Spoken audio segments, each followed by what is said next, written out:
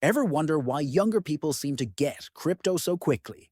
It's because Bitcoin and cryptocurrencies aren't just digital money. They're a new way of using the internet to make transactions faster, cheaper, and more secure without needing banks or intermediaries. Just like the internet started small and grew into something huge, crypto is following the same path, reshaping how we think about money and technology. Whether you're young or older, crypto isn't just for tech experts. It's for anyone curious about the future of money. Keep watching because this digital revolution is changing everything. First, most crypto investors are in their late 30s, but there's a big difference in how younger and older people view crypto. Younger people often understand it immediately, while older generations tend to be more skeptical. Why younger people get crypto faster? Most crypto investors are in their late 30s, but the difference in how younger and older people see it is enormous. Younger people understand crypto immediately, while older generations often struggle to see why it matters. A good example is a man who told his 12-year-old daughter that he was leaving his job in ETFs to focus on crypto. Her response? A simple shrug and, "Digital money, huh? Cool." But when he told his father-in-law, the reaction was completely different. "Isn't that only used by criminals?" This shows how younger people naturally accept new technology, while older people are often more skeptical. One big reason for this is the way crypto is explained. The people who talk about it use complicated words like consensus algorithms and decentralization, and then say things like, "Crypto will change everything." But that doesn't mean much for someone who doesn't use crypto every day. It's like trying to explain the internet in the early days. If you don't use it, it's hard to believe it's essential. The key is to stop thinking of Bitcoin as just another type of money and start seeing it as a new technology that changes how the internet works. Looking at it this way, things make a lot more sense. First, it helps explain what crypto is without all the confusing terms.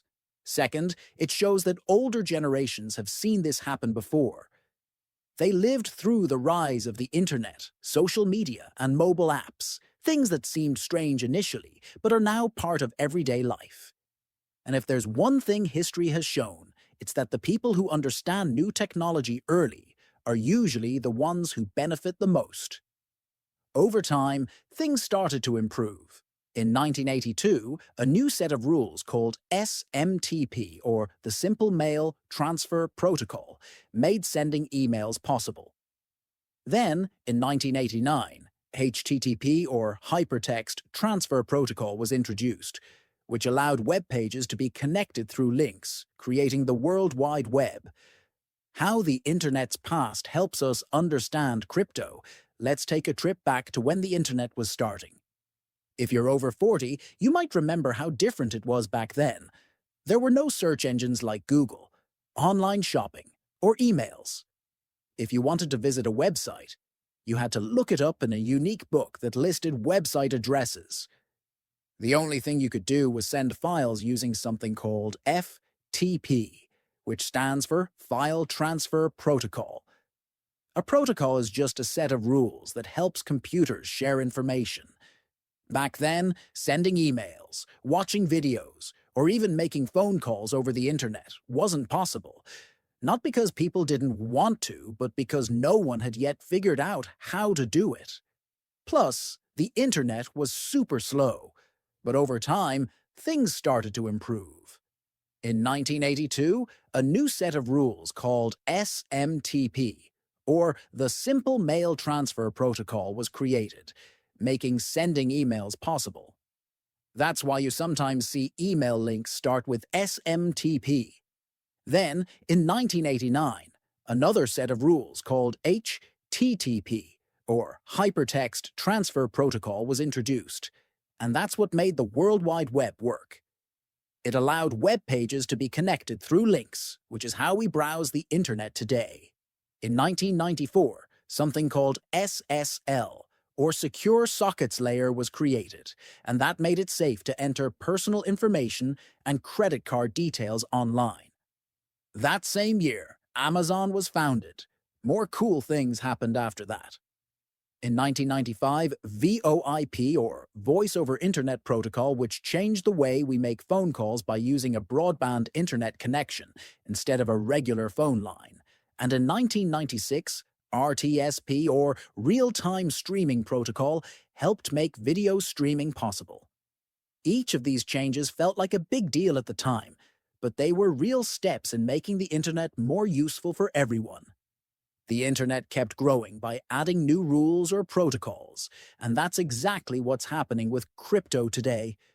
Just like the internet, crypto is still growing and improving, and it's exciting to think about where it might go next, how Bitcoin and crypto are changing everything.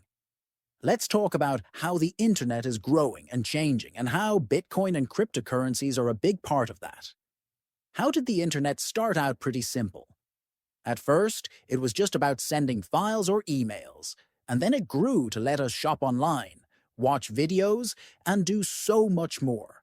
But when it comes to money, things have stayed old-fashioned for a long time. Even though we can send messages or videos instantly, sending money online still takes a lot of time and costs extra fees. For example, if you want to pay a bill or send money to someone in another country, it can take days, and banks or companies like PayPal charge fees for it. That's because the systems we use for money today are still tied to old ways of doing things, like using banks to handle every transaction. But in 2009, something new came along: Bitcoin. Bitcoin is a type of digital money that lets people send payments directly to each other over the internet without needing a bank or a middleman. It's like how you can send an email directly to someone without going through the post office. Bitcoin uses something called the Bitcoin Protocol, which is just a set of rules that makes it possible to send money online quickly and securely. This was a huge step forward because for the first time, people could send money anywhere in the world in about 10 minutes, any time of day, and at almost no cost. That's how the internet should work: fast, simple, and always available. Before Bitcoin, if you wanted to send money to another country, it could take several days, involve high fees, and might even get blocked for no clear reason. But with Bitcoin, the same transaction happens quickly, works 24/7, and costs almost nothing. This is a big deal because it shows how the internet can make things easier and more efficient, even when it comes to money. That's why many people are investing in these cryptocurrencies now. They believe they'll become even more important in the future. More than just money, smart contracts, and new possibilities. But Bitcoin and other cryptocurrencies like Ethereum don't just make sending money easier, they also let people do new things with money that were never possible before. For example, with something called smart contracts, people can create agreements or business deals that happen automatically without needing lawyers or piles of paperwork. This could change how we do things like buying a house, managing investments, or even raising money for new projects. Here's how it works. A smart contract is like a set of instructions written in code. Once the conditions of the contract are met, the agreement happens automatically. For example, if you were buying a house, the smart contract could automatically transfer ownership to you once the payment is made. No need for banks, lawyers, or waiting for paperwork to be processed. It's all done instantly and securely using the blockchain, which is the technology behind cryptocurrencies. And the cool thing is, cryptocurrencies like Bitcoin and Ethereum aren't just digital money, they're also what powers these new systems. If someone wants to use the Bitcoin network to send money or the Ethereum network to run a smart contract, they need Bitcoin or Ethereum to make it work. That's why a lot of people are investing in these cryptocurrencies now. They believe they'll become even more important in the future. Similarly, Bitcoin and cryptocurrencies are now doing the same thing to banks and the financial industry. They're making it possible to send money instantly, anytime, anywhere, without needing a bank in the middle. Plus, what this means for the future. When you look back at how the internet has changed the world, you can see that every big breakthrough disrupted an old industry. The email made sending letters through the post office less important. Websites changed how we get news and shop, making newspapers and big stores struggle. Secure online payments made it possible to buy things online, changing how we shop. Streaming made watching movies and listening to music easy without DVDs or CDs. Now Bitcoin and other cryptocurrencies are doing the same thing to banks and the financial industry. They're making it possible to send money instantly, anytime, anywhere, without needing a bank in the middle. This is just as big as when Amazon changed shopping or Netflix changed TV. Some people get confused by all the technical terms like cryptography, SHA-256, and proof of work, but you don't need to understand all that to see how important digital money is becoming. It's like how you don't need to know how a plane engine works to fly on a plane. What matters is that Bitcoin and cryptocurrencies are here to stay, and they're changing the way we think about money. They're making the internet even more useful by giving us new ways to send money, make agreements, and do business. Or, as a kid might say, money on the internet. Cool. The future of money is digital, and it's happening right now. Bitcoin and cryptocurrencies are more than just digital money. They're a new way of using the internet to make transactions faster, cheaper, and more secure without needing banks or middlemen.